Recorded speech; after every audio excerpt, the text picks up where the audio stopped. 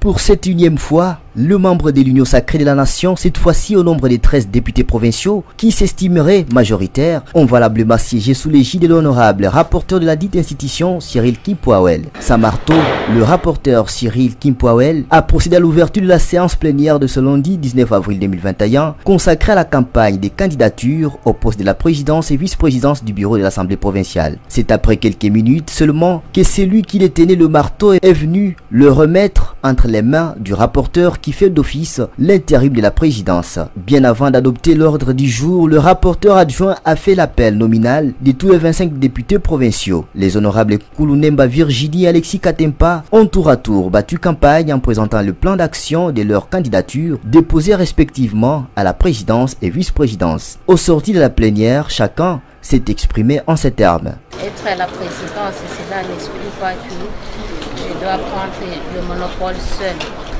Non.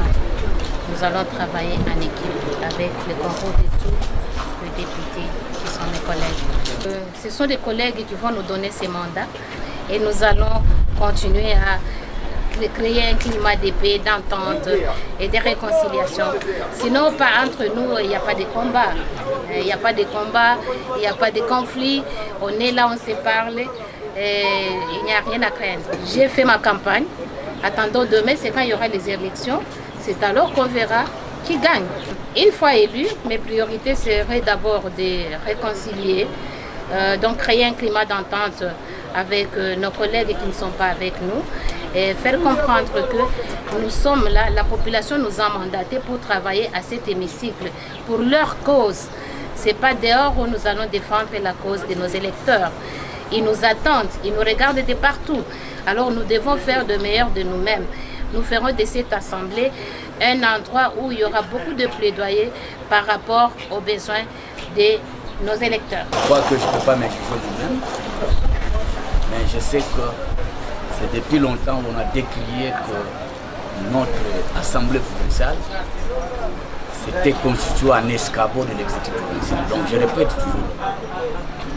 Et maintenant, nous sommes en train de voir comment redorer l'image de l'Assemblée provinciale pour qu'elle puisse répondre aux désirata de la population.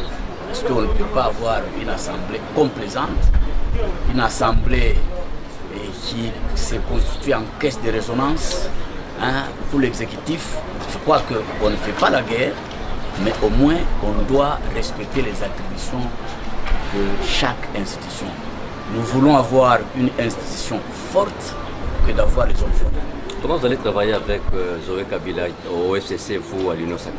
Ce n'est pas à moi de dire. Donc, ils vont eux-mêmes tirer la conséquence. Nous sommes à l'Union sacrée parce que c'est une vision du président de la République.